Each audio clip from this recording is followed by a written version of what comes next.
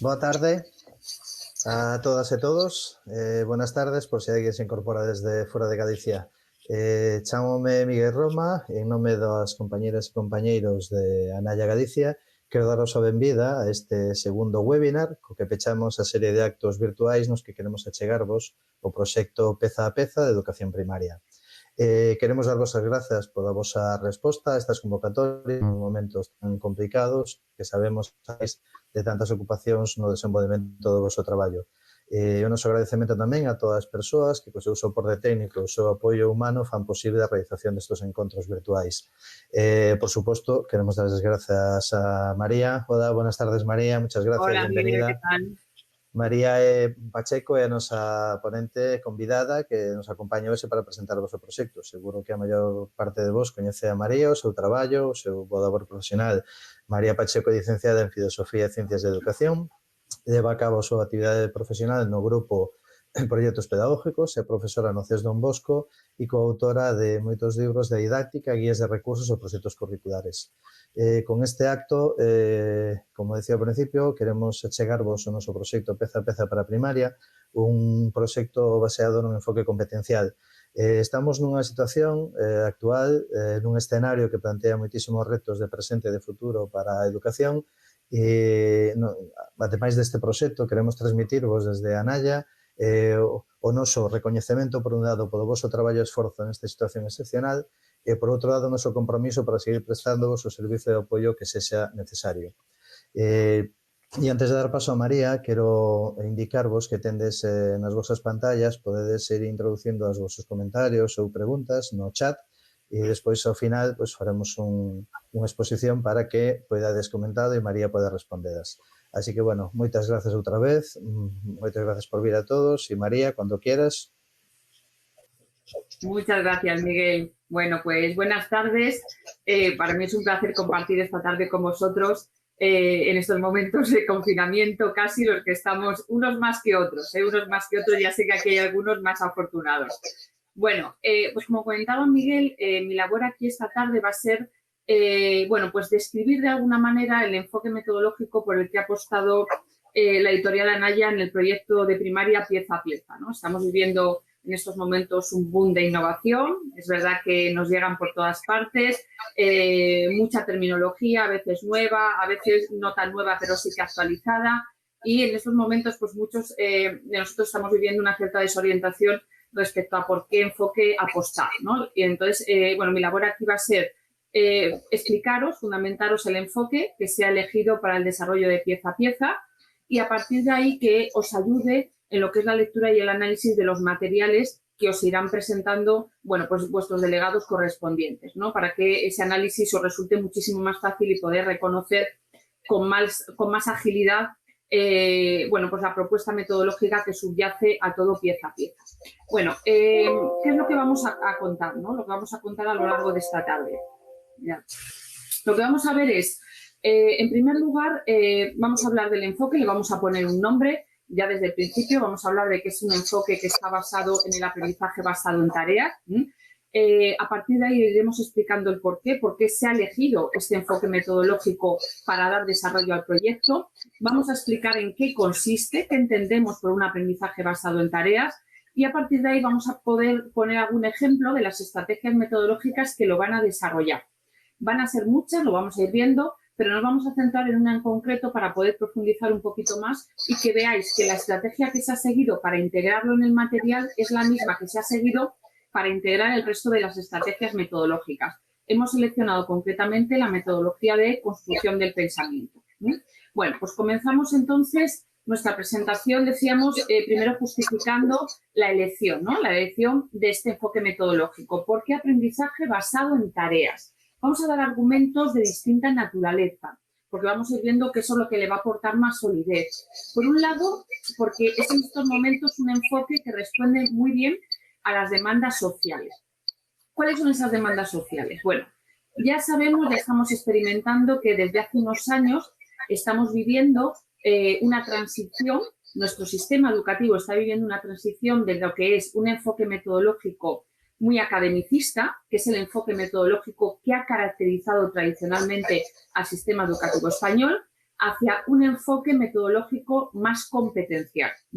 Por supuesto, cuando hablamos de un enfoque metodológico que nos caracteriza, es una generalización, es decir, hay excepciones, no todas las etapas trabajan desde el mismo grado de academicismo, no desde todas las materias y no todos los profesores, pero sí que es verdad que es una constante, lo vivimos en la manera en la que se desarrollan nuestros propios currículos oficiales, que siempre ha sido una prioridad que los alumnos en las escuelas adquieran conocimientos académicos muy variados y desde distintas disciplinas. Bueno, pues este modelo, que en estos momentos ya entendemos que es excesivamente academicista, tiene que ir transitando hacia un modelo más competencial. ¿Qué significa eso?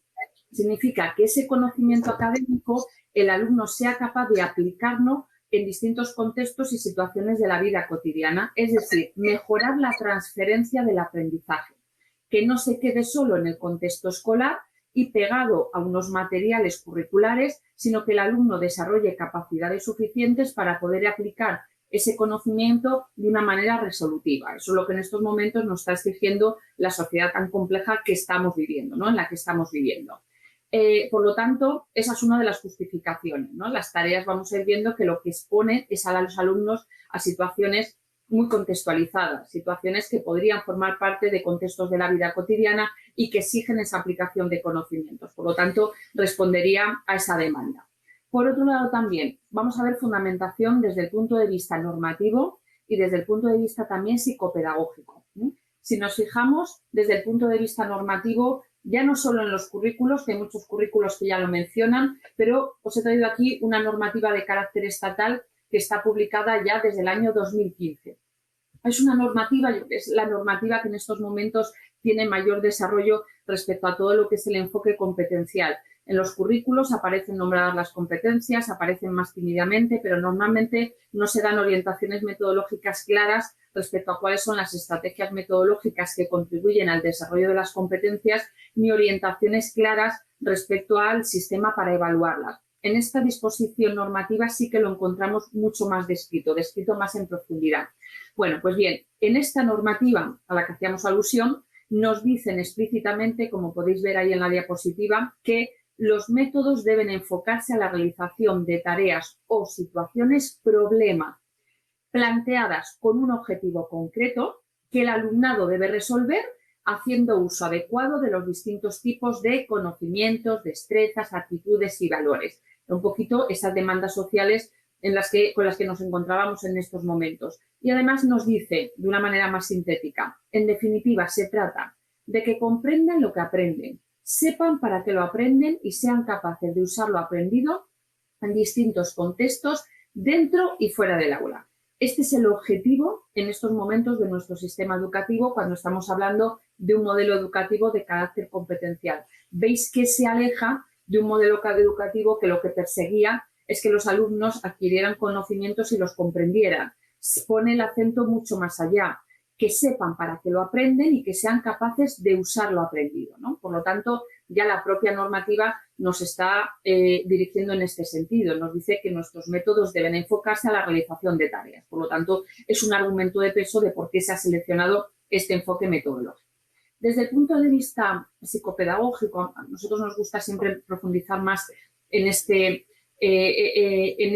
línea de fundamentación porque es la más sólida, ¿no? Es verdad que lo que ahora aparece en la normativa puede mañana no aparecer, lo que es una demanda social en estos momentos puede derivar hacia otra, pero lo que sí que se ha mantenido con mucha solidez, porque incluso ya se contemplaba en siglos anteriores, es la manera en la que se aprende, en la manera en la que se realiza un aprendizaje significativo. Y eso no ha cambiado, ¿no?, con la llegada del siglo XXI. Tenéis ahí la taxonomía de Bloom actualizada, una información que estoy segura de que todos vosotros conocéis, que lo que nos indica es cómo se produce el proceso de aprendizaje. Lo que nos identifica son las distintas fases por las que tiene que atravesar una persona en el momento que quiere aprender algo. Es, digamos, como una escalera que asciende del conocimiento hacia la creación. En primer lugar, uno tiene que tener un conocimiento sobre ello, qué es, cómo es, cuáles son sus características, tiene que ser capaz de comprenderlo, tiene que ser capaz de aplicarlo, ponerlo en aplicación y para qué sirve y cuándo lo puedo utilizar y para qué me puede servir, quién lo puede necesitar. y después tiene que poder realizar procesos de análisis y de síntesis en función de él, lo que nosotros llamamos movilizar, flexibilizar el conocimiento, ¿no? A qué se parece, en qué se diferencia, por qué ocurre, qué consecuencias se pueden desprender y qué ocurriría si, a partir de ello poder sintetizarlo. Y por lo tanto podríamos decir en 3 líneas, en 2 líneas, en 3 palabras. Después poder hacer algún tipo de valoración a partir de ello. Qué significado tiene, qué aporta, qué es lo que supone.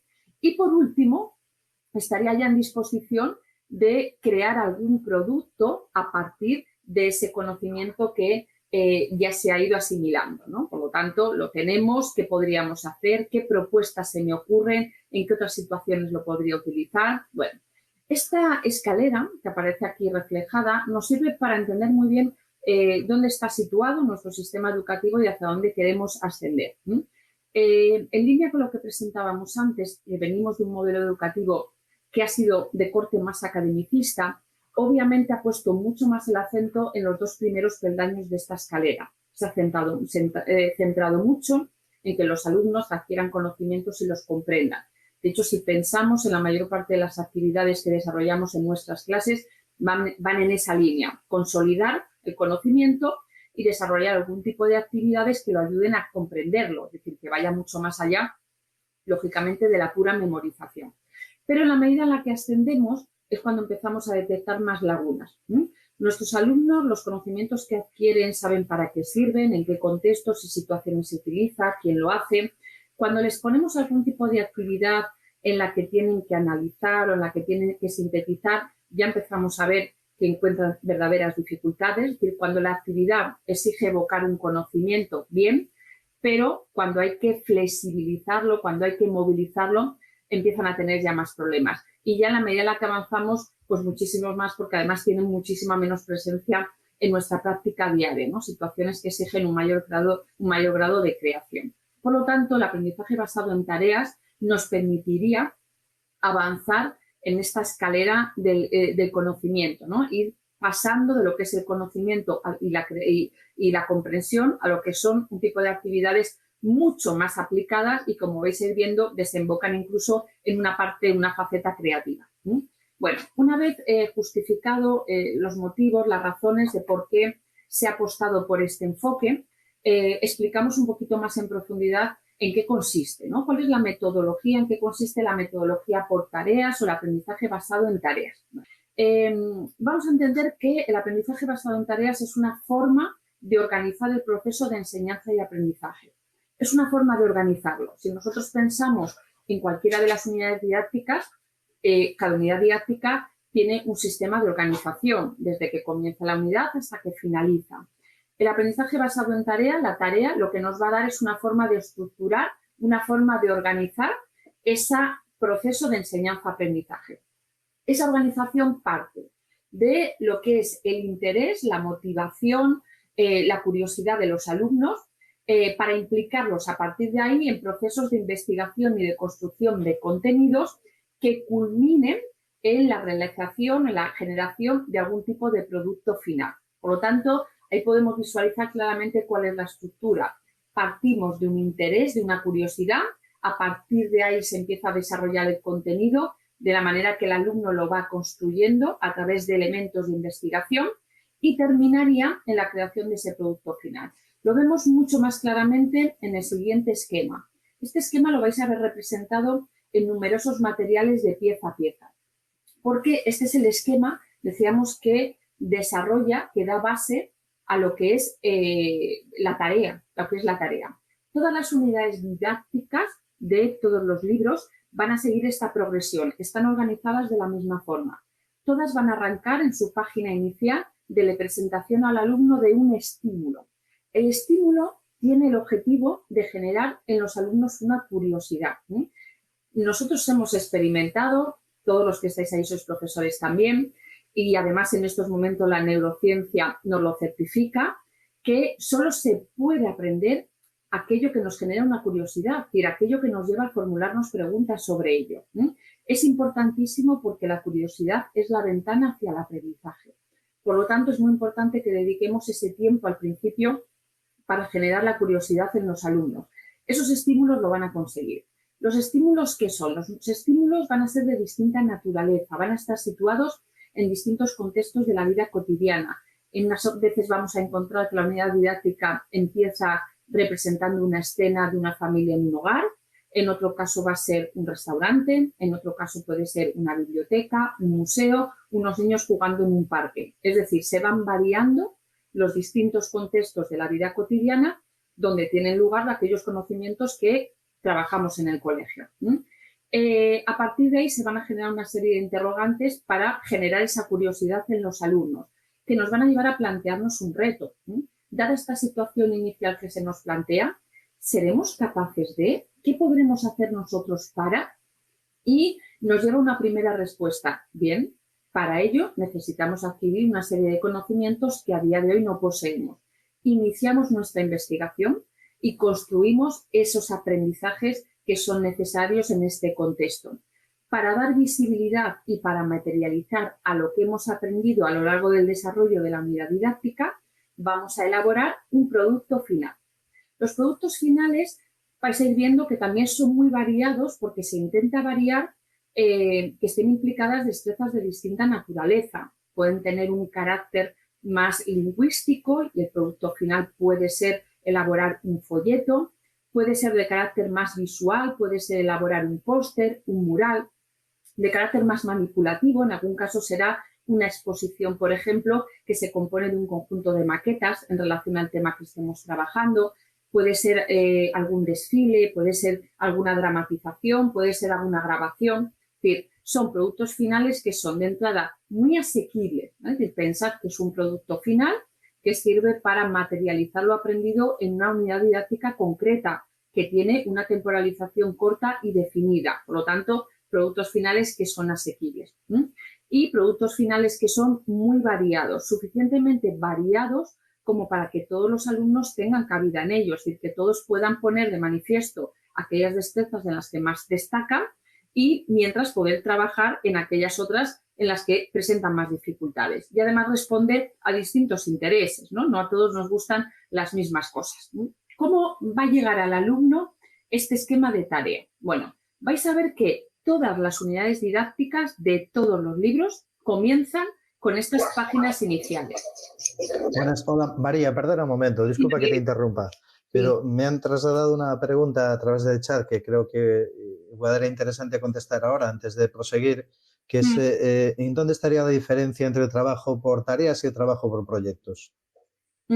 Sí, mira. Si te parece bien, muchas gracias. Gracias, Miguel, gracias. Estamos utilizando terminología que efectivamente a algunos os resulta familiar y que vinculamos con el trabajo por proyectos, ¿no? Se parte de un estímulo, se parte del interés de los alumnos, se investiga, nos plantea retos, hay productos. Toda la terminología es terminología compartida con el trabajo por proyectos. ¿Qué tiene? Eso es lo que tiene en común, ¿no? ¿Qué es lo que tiene de diferente? Bueno, en este caso, cuando hablamos de aprendizaje basado en tareas, lo entendemos como un enfoque metodológico, como una estructura metodológica más equilibrada desde el punto de vista de la construcción de conocimientos. Nosotros trabajamos con proyectos, es una metodología fantástica que complementa muy bien a esta. Es decir, son estructuras metodológicas que son complementarias. En el caso del proyecto, el proyecto está mucho más orientado a la elaboración de ese producto final. En este caso, habéis visto, tal y como lo hemos presentado, el producto final, la finalidad que tiene es materializar, dar visibilidad al aprendizaje que hemos ido realizando a lo largo de la unidad. Pero en el producto final, el producto final cobra otra entidad. Todo el trabajo va dirigido a la elaboración de ese producto final que viene a dar respuesta a alguna de las necesidades que hemos planteado al principio.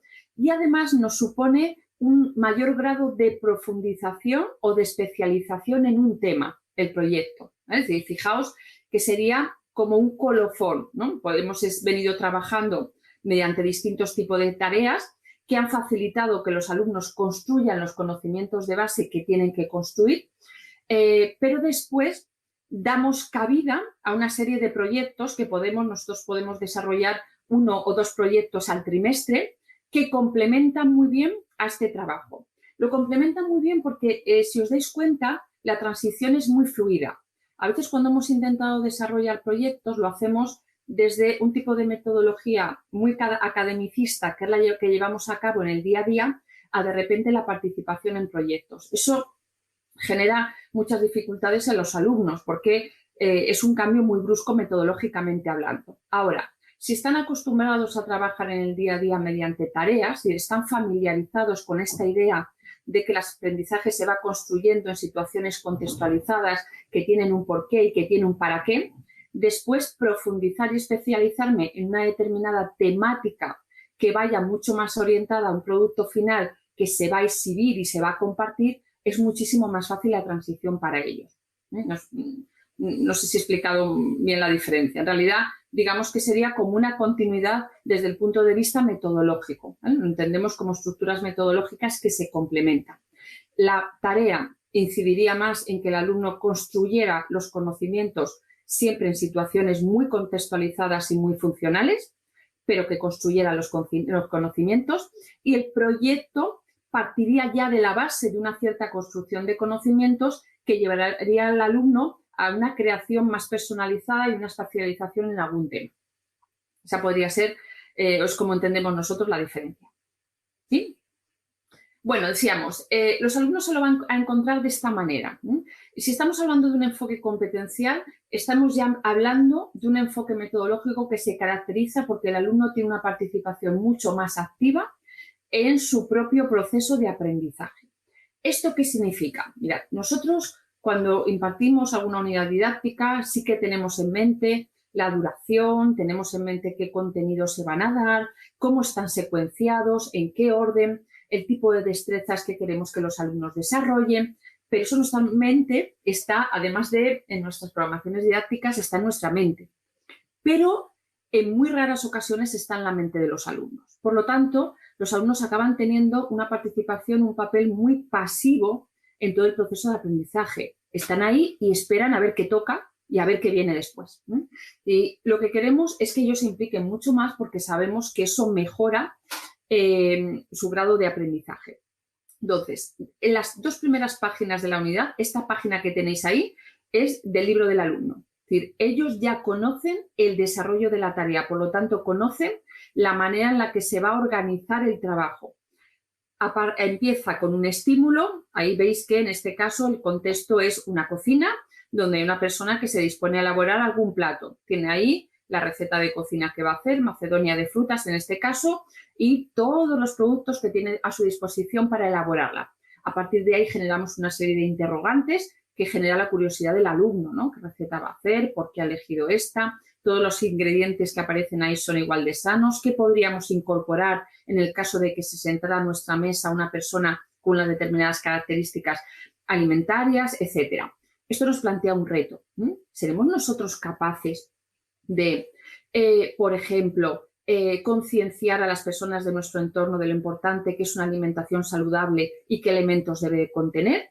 Iniciamos nuestra investigación para construir los conocimientos necesarios. Vamos a hablar de la salud, de la enfermedad, de la dieta mediterránea, del aporte de frutas, de verduras, de distintos nutrientes. Bien, y a partir de ahí vamos a materializar esto que hemos ido aprendiendo en un producto final que va a ser elaborar un folleto por nosotros mismos que podamos distribuir entre las personas de nuestro entorno, donde se les aporte información sobre cómo mejorar su alimentación desde el punto de vista de la salud. Si os fijáis ahí en el producto, no sé si llegáis a verlo, viene una numeración 1, 2, 3, 4, 5. ¿Qué significa eso? Significa que el producto se va construyendo a medida que se va abordando los contenidos necesarios en la unidad didáctica. No se hace al final. Y a medida que vayamos pasando las páginas y veamos el contenido relacionado con ello, nos propondrán paso 1 y nos dirán qué parte del folleto tendremos que elaborar. Seguiremos abordando otros contenidos y llegará un momento que nos encontraremos una señal que nos dirá paso 2 y seguiremos elaborando nuestro folleto con otra información que hemos aprendido en esos días. De manera que cuando lleguemos al paso 5, en este caso, que es el último, ya será terminar por completo ese producto que coincide con el final de la unidad didáctica y ya tendremos ese folleto elaborado. Por lo tanto, los alumnos son conocedores desde el principio de cuál es el desarrollo de la unidad didáctica. A partir de ahí decíamos, bueno, hemos insistido, hemos explicado lo que es la metodología, ¿no? Nos hemos centrado en lo que es el enfoque metodológico, lo que es la estructura. Pero, claro, a partir de ahí hemos dicho que en el desarrollo de la unidad se van a trabajar unos contenidos, es decir, está orientado a que los alumnos construyan una serie de conocimientos.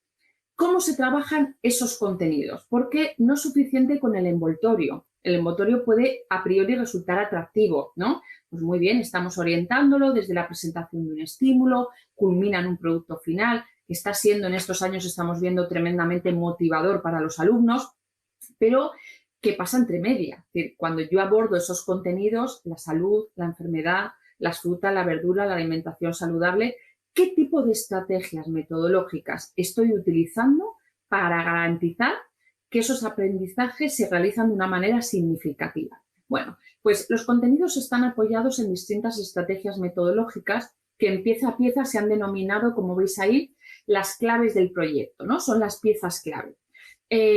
Son las que se han seleccionado: plan lingüístico, desarrollo del pensamiento, aprendizaje cooperativo, educación emocional, cultura emprendedora, TIC, evaluación.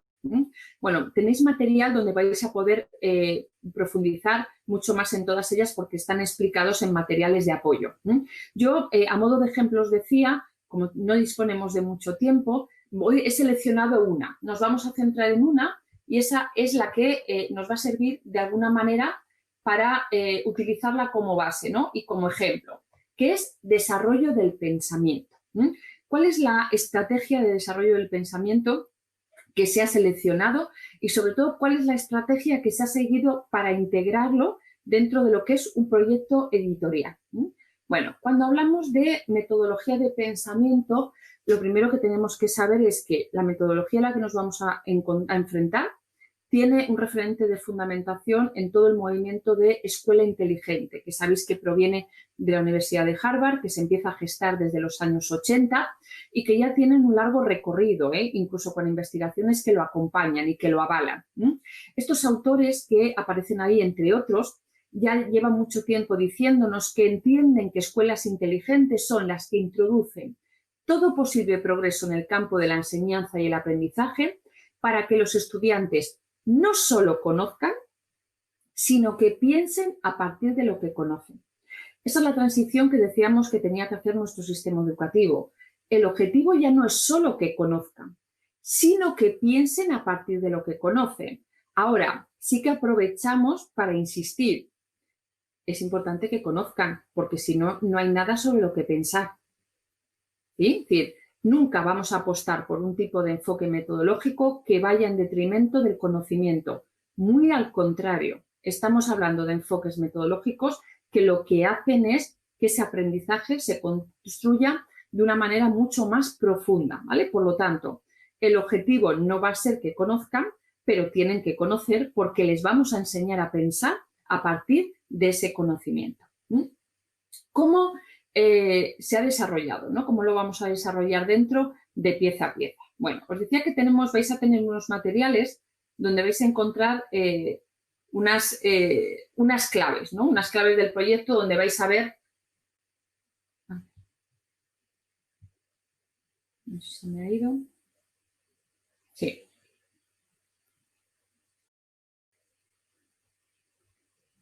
A ver si me vuelve para que vean las diapositivas. Bueno, unas claves, os decía, donde vais a encontrar de la manera en la que se ha desarrollado esta estrategia en concreto. Por un lado, si vemos un poco en los 5 ejes en los que se articula, vemos en el de la izquierda que se ha intentado variar más el tipo de actividades en cada unidad didáctica según los procesos cognitivos que exigen. ¿Esto qué significa?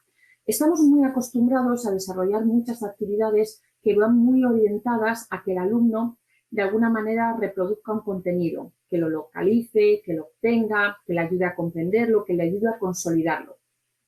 Estas actividades eran así porque respondía al objetivo de este sistema educativo que decíamos de corte más academicista. Bien, ese tipo de actividades van a seguir existiendo porque hemos dicho que cumplen un papel dentro del aprendizaje, pero tienen que ser complementadas con un tipo de actividades que exijan un mayor grado de inferencia y de conexión entre los contenidos, que tengan que analizar, que tengan que aplicar, que tengan que hacer algún tipo de interpretación y, por supuesto, un tipo de actividades de carácter más creativo. valorar, opinar, reflexionar, es decir, que exijan un mayor grado de transferencia. Es decir, no solo vamos a secuenciar según el grado de complejidad el contenido, sino que vamos a secuenciar según el grado de complejidad cognitiva también las actividades. Esto siempre en nuestro sistema educativo ha pasado más desapercibido.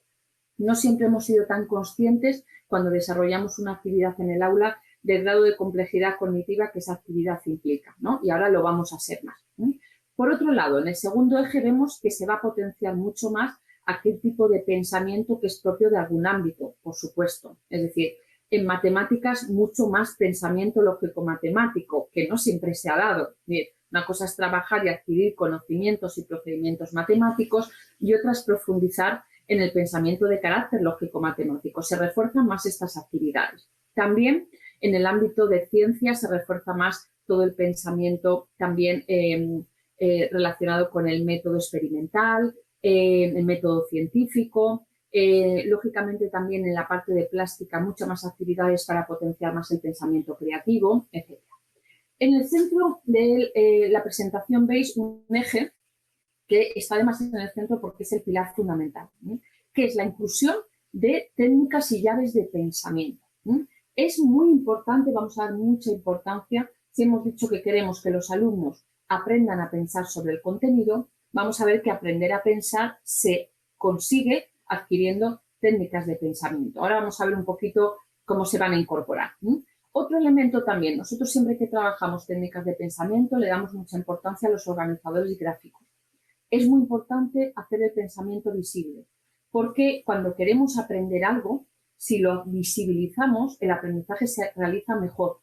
El aprendizaje, el pensamiento, nos dice David Perkins, que tiene a priori un problema, que es que no es visible. Es decir, ¿cómo veo yo cómo está pensando una persona? A priori no lo es, pero nos dice Perkins que se puede hacer visible. El uso de organizadores gráficos nos ayuda mucho a dar visibilidad al proceso de pensamiento que está implicado en el desarrollo de una actividad. Por lo tanto, le vamos a dar mucha importancia. Y por último, como no puede ser de otra manera, a la metacognición.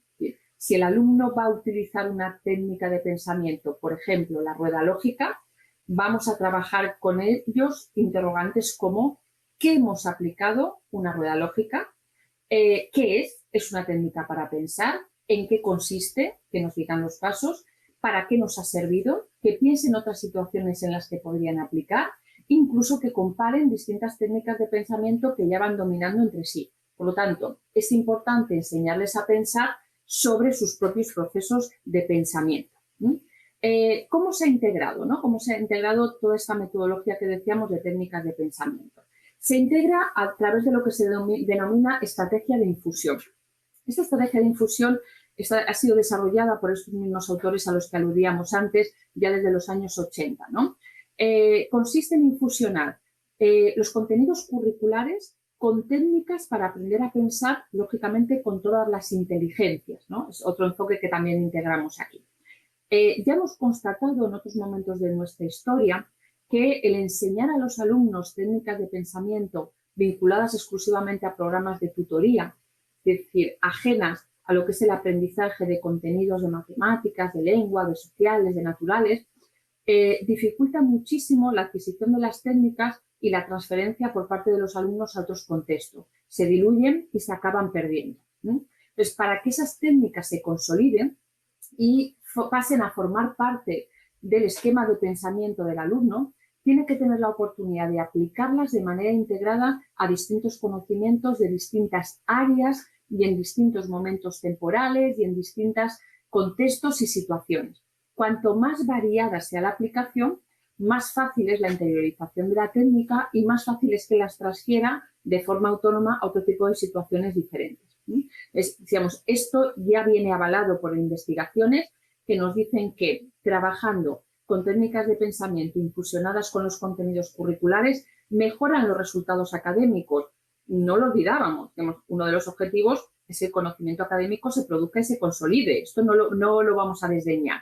Entonces, se consolida el aprendizaje académico, mejoran los resultados, pero a la vez mejora la transferencia de esos conocimientos a la vida, incluso la transferencia de técnicas de pensamiento. Es decir, tenemos alumnos, incluso desde infantil, que nos dicen sus papás y sus mamás que en casa hacen CTF y hacen ruedas lógicas. Ellos utilizan el lenguaje de pensamiento, que para nosotros es muy importante, y las transfieren al contexto familiar, cuando son técnicas que ellos las han aprendido en un contexto académico, ¿no? Entonces, esto es posible porque las aplican con cierta regularidad y a situaciones y conocimientos que son muy variados. Si no, no podría darse ese grado de transferencia.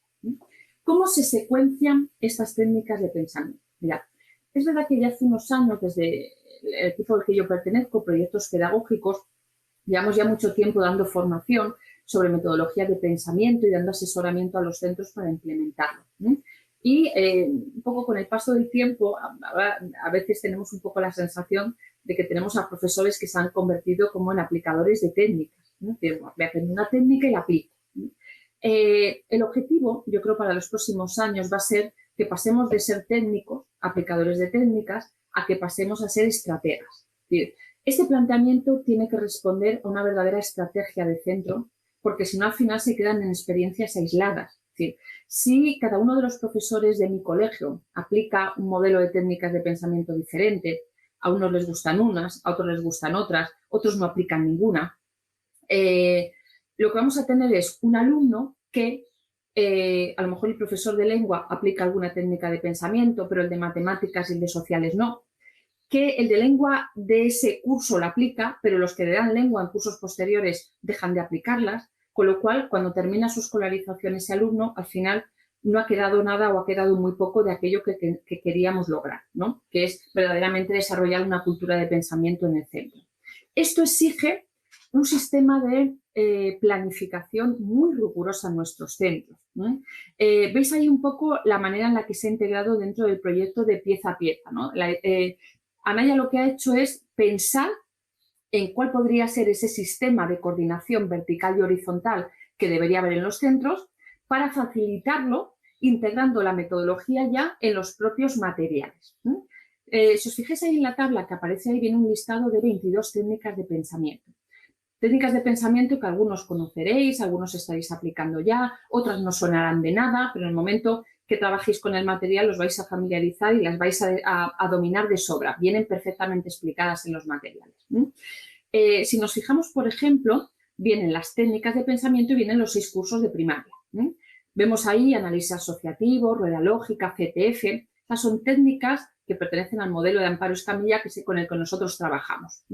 Si os dais cuenta, lo que nos dice esta tabla es que, en primero, se van a trabajar 4 técnicas de pensamiento. Solo 4, veis ahí. Pero eso significa que esas 4 técnicas de pensamiento van a estar las mismas 4 técnicas de pensamiento en todos los libros de primero de primaria. De manera que ya garantizo la coherencia horizontal. Es decir, aunque yo imparta un área con un libro en concreto, tengo la garantía de que esos alumnos que conmigo están aplicando una rueda lógica están haciendo ruedas lógicas también en otras áreas con otros compañeros. O puede ser yo mismo cuando imparto las otras áreas también. Esta tabla me dice además que cuando ese alumno pase a segundo, en los materiales de segundo van a seguir apareciendo esas mismas 4 técnicas de primero, pero se van a añadir 4 técnicas más. De manera que va a seguir consolidando las técnicas que ya trabajó el año anterior, pero va a ir sumando nuevas técnicas de pensamiento. Si os fijáis, de primero a sexto, lo que se consigue es el desarrollo de todo un sistema de pensamiento. Es decir, tenemos alumnos que durante 6 cursos académicos han ido incorporando un sistema, un modelo de técnicas de pensamiento que se van complementando entre sí, por eso la gran variedad se complementa, y que además no las va dejando por el camino, sino que las va reforzando y las va aplicando a contenidos que son, lógicamente, cada vez más complejos. Bueno, esto viene a ayudar a esas dificultades de coordinación que tenemos normalmente en los centros, ¿no? Es decir, coordinación a todos los niveles, pues porque la manera en la que estamos organizados, nuestras estructuras, no siempre nos facilitan este sistema de coordinación que nos gustaría tener, pero que no siempre es posible, ¿no? Entonces, bueno, tengo la tranquilidad de que cuando yo estoy trabajando con este proyecto de pieza a pieza en su conjunto, esto ya viene dado en la misma manera en la que el profesor lo va desarrollando. Además, siguiendo esa línea que decíamos de hacer partícipe al alumno, en aquella actividad del libro donde se desarrolle una rueda lógica, por ejemplo, va a venir perfectamente identificado en el libro un simbolito de un cerebro, de manera que el alumno sabe que esa actividad está vinculada con pensamiento, y además una pestañita donde pone rueda lógica, con lo cual el alumno va a ser consciente en todo momento, según la actividad que está desarrollando, cuál es el enfoque metodológico en el que se basa esa actividad. Y además, como decíamos que es muy importante la utilización del lenguaje, va a ir dominando, igual que nosotros, las técnicas de pensamiento con las que está trabajando. Las vamos a ir incorporando a la vez, ¿no? Nosotros eso nos parece fundamental cuando hablamos de este tipo de metodología. Bueno, ya para no extenderme más y para ir concluyendo, ¿no? Os traigo ahí unas reflexiones de Gardner que nosotros aplaudimos mucho y que en estos momentos necesitamos de alguna manera defender, ¿no? Sobre todo ante la inseguridad que están provocando a veces este bombardeo de innovación en la mayor parte de los docentes. El propio Gardner, que en estos momentos es una de las personas que abandera la innovación educativa, nos dice que él personalmente cree que la mejor educación se debe construir sobre lo que ha demostrado ser eficaz en el pasado. Por supuesto, aquello que ha demostrado ser eficaz, ¿por qué vamos a prescindir de ello si ha sido eficaz? Pero, al mismo tiempo, la mejor educación debe tener en cuenta los hallazgos más recientes y las necesidades de las generaciones futuras. No es incompatible en absoluto, más bien todo lo contrario. Yo creo que el reto de nuestro sistema educativo en los próximos años va a ser integrar esto, va a ser lograr un equilibrio entre esos enfoques que ya han resultado, ya han demostrado su eficacia y que dominamos y en los que nos sentimos seguros, integrarlos, complementarlos, enriquecerlos con otros enfoques que respondan a otro tipo de necesidades o otro tipo de hallazgos que se van produciendo en la actualidad.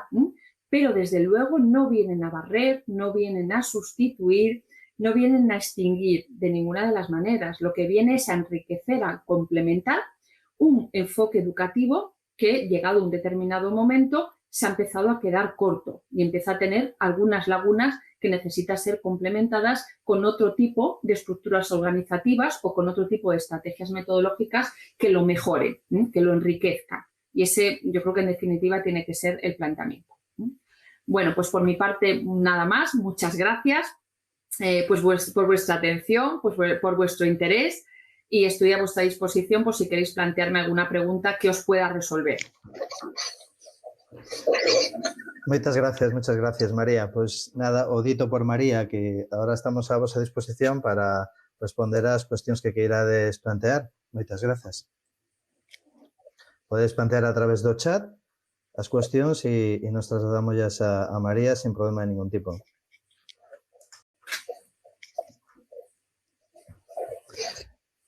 Hay una pregunta, María, que alguna persona ha ido comentando, aunque no aparezca aquí expresamente, que es sobre el tema de la evaluación. Es decir, aunque sea de una manera así muy breve, este enfoque competencial del proyecto, ¿cómo se traduce en la evaluación? Por decirlo de una manera sencilla y muy breve, si puede ser.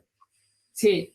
Bueno, en la evaluación lo que sí que vamos a intentar siempre combinar, en estos momentos ya sabemos, son 3 modelos diferentes, ¿no?, que se complementen.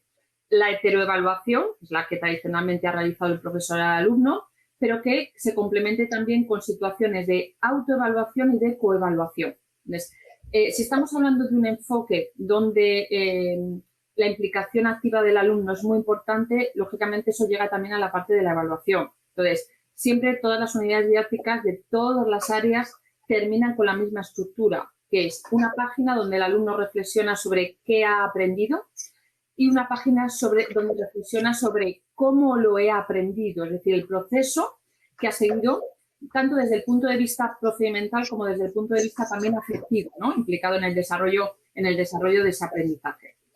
Y luego, desde luego, siempre cualquier tipo de propuesta en estos momentos muy sistematizada, con técnicas muy variadas de evaluación, importantísimo. Es decir, igual que decíamos antes, esta metodología no viene para sustituir a otras ni eliminarla. Cuando hablamos de técnicas de evaluación nos ocurre lo mismo, ¿no? Ahora, sin entrar mucho en ello, tanto se está demonizando el examen, ¿no? El examen es una técnica de evaluación más, que siga aportando mucha información al profesor, que tiene que ser complementada con otra, pero desde luego no sustituida, ¿no? Entonces volvemos a hablar otra vez de técnicas de evaluación muy variadas y apoyadas en instrumentos que yo creo que en estos momentos están ganando mucho en rigurosidad.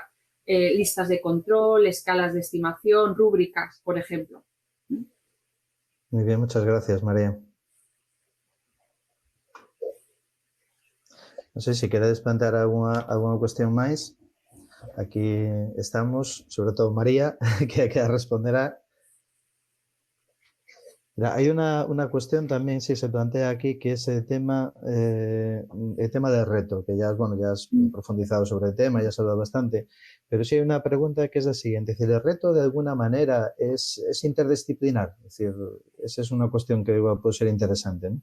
Bueno, mirad, en primero y en segundo se puede lograr en mayor medida la interdisciplinar porque sí que se ha hecho un esfuerzo porque los estímulos iniciales sean compartidos. Es decir, si yo abro la primera unidad didáctica del libro de lengua, en primero, por ejemplo, me voy a encontrar una situación contextualizada que puede ser el contexto de un aula donde hay una maestra con un grupo de alumnos. Bien, si yo consulto la primera unidad didáctica del libro de matemáticas, de sociales, de naturales, me voy a encontrar la misma situación contextualizada. ¿Para qué? Si es un mismo profesor el que imparte varias áreas, tenga la oportunidad de ganar en globalización o de incluso realizar un solo producto final integrado, un solo producto final que integra aportaciones de varias. Eso lo facilita muchísimo. Y en el caso de que lo impartan varios profesores, para que el alumno no pierda la contextualización. Es decir, que en la medida en la que está trabajando en un momento temporal en la situación de un contexto de un museo, por ejemplo, desde todas las áreas del currículo estén trabajando dentro de un contexto del museo, pero aborden los contenidos desde ámbitos de conocimiento diferentes. ¿Vale? Entonces, eso se ha logrado desde ahí, en primero y en segundo, sobre todo. Porque por hacer un poco más gradual la transición, desde lo que es un enfoque puramente globalizado infantil hacia lo que es un enfoque más disciplinar que ya espera en secundaria, esa transición hay que hacerla gradual. Entonces, para que esa transición sea gradual, en primero y en segundo mantenemos ese sistema híbrido, podríamos decir. Estupendo. O sea que en este sentido el reto es un poco de elemento globalizador en primero y segundo. Sí, totalmente. Sí, totalmente. Gracias, María. Si os fijáis que el contexto inicial, el estímulo, la situación inicial está situada en el mismo contexto para que nos ayude, para que sirva de eje globalizador. En el resto de los cursos lo podemos utilizar también, es decir, podemos crear productos integrados. Al final los productos que no dejan de ser sugerencias, ¿no? Se sugiere un producto, pero por supuesto un profesor le puede apetecer hacer un producto diferente, por supuesto pueden ser adaptados y además pueden presentarse de manera integrada, ¿no? Hay quien dice, mira, me parece un número excesivo de productos en el momento en el que nos encontramos, uno de lengua, otro de matemáticas, bien, voy a apostar por uno y sobre ese uno voy a integrar algunos elementos de las otras áreas que hemos trabajado también. Fenomenal. Pero todo eso hay que comunicarse al alumno desde el principio porque hemos dicho que ellos tienen que ser partícipes, ¿vale? Entonces, desde el principio, cualquier cambio que vayamos a realizar, se lo explicamos y no hay mayor problema. Muy bien, muchas gracias, María. Me trasladan una pregunta que hace referencia precisamente, yo creo que es uno de los elementos también de este proyecto, que es la atención a la diversidad. Entonces se preguntan cómo se pueden aplicar estos conocimientos a los alumnos con necesidades educativas especiales. Gracias. Sí. Mirad, bueno, pues como casi siempre nos ocurre en educación, la mayoría de los enfoques metodológicos innovadores casi siempre parten de ahí, de esos contextos, porque es donde surgen las mayores necesidades, ¿no? Un alumno que aprende bien, decimos que así aprende solo, con lo cual al profesor no le supone un reto y no le lleva a tener que investigar cómo puedo hacer yo para. Precisamente cuando tenemos alumnos con más dificultades es donde nos exige más, ¿no? Los planteamientos innovadores. Toda la metodología de pensamiento apoyada en organizadores gráficos facilita muchísimo el aprendizaje porque hace que a los alumnos les llegue de una manera muy estructurada, muy ordenada y además las técnicas, como tienen siempre un mismo sistema de aplicación porque tienen unas mismas fases, les permite anticipar. Muy importante también porque aquí hablamos de necesidades educativas especiales en general, pero claro, hay de todo, ¿no? Hay alumnos desde un trastorno TEA, con TDAH, hay una gran variedad, ¿no? Cada uno se beneficia de unos aspectos. Entonces, por ejemplo, para los alumnos que tienen TDAH, todas las técnicas de pensamiento con organizadores que dan estructura facilita mucho, porque no es una información que llega de golpe, sino que llega por partes, con lo cual eso les beneficia, les ayuda luego mucho a recordarlo, porque además es muy visual, los organizadores gráficos. Y luego todos los alumnos también con TEA que tienen más necesidad de anticipación, cuando yo trabajo un contenido con una técnica que ya va siendo conocida por todos, ellos anticipan cuál va a ser la siguiente parte de la técnica y del contenido que voy a desarrollar. Por lo tanto, ayuda muchísimo todo ese sistema de pensamiento. Y por otro lado, cuando estamos hablando de trabajar con situaciones contextualizadas, lo que hace es facilitar la comprensión de los aprendizajes. Muchos de los alumnos que tienen necesidades educativas especiales tienen problemas para la abstracción, ¿no? Tienen un tipo de pensamiento más propio de edades inferiores, más concreto, y todas aquellas actividades que exigen abstraer les cuesta muchísimo. Entonces, a veces no somos conscientes, pero en clase trabajamos con actividades que exigen un grado de abstracción muy elevado, en el sentido de que si yo ese contenido no se lo explico con un ejemplo de la vida cotidiana donde se aplique, el alumno no lo puede visualizar. Al final, lo que tiene que es hacer como una abstracción de ese conocimiento. Entonces, cuando ya empezamos y empieza la unidad con un contexto que el alumno puede ver a una familia en una casa, puede ver a unas personas visitando un museo, trabajamos con lo que llamamos el conocimiento situado, con lo cual eso al alumno le favorece. Muchas veces los profesores de apoyo, si estáis aquí alguno, estaréis pensando, es que esto hago yo con los alumnos cuando les doy apoyo y les saco de clase. A ver, imagínate que tú imagínate que hay una persona que, siendo conscientes de que en clase se hayan trabajado con un mayor grado de abstracción, el profesor de apoyo lo que hace es aterrizar ese conocimiento en una situación concreta con el que el alumno pueda conectar, por lo cual todo este tipo de enfoques lo que hace es beneficiarlos. Sí. Estupendo, muchas gracias, María. Si hai unha cuestión máis, vamos a comprobar. No, en principio, non, salvo unha cuestión técnica que xa está resolta a través do chat, en principio, creo que non hai, de momento non hai ninguna pregunta, así que, bueno, para non alongado, creo que hemos deixado aquí. Así que, bueno, simplemente para volver a daros as gracias, en primeiro lugar, muchas gracias, María, muchísimas gracias por tu presencia, por esta magnífica presentación del proyecto, muchísimas gracias por estar aquí e, por supuesto, moitas grazas a vos, o profesorado, a todos e todas por a vosa asistencia, como decía antes, sobre todo nesta situación tan complicada e, bueno, simplemente decirvos que dende Anaya Galicia estamos todos a vosa disposición para calquer cuestión de interés sobre os materiais, para veros con máis profundidade ou para atender as vosas preguntas e dúbidas que teñades. Así que, bueno, moitas grazas pola vosa asistencia e agardamos e desexamos que todos e todas, vos e vosas familias esteades ben. Moitas grazas, boas tardes. Gracias a todos, buenas tardes. Muchas gracias, María, buenas tardes.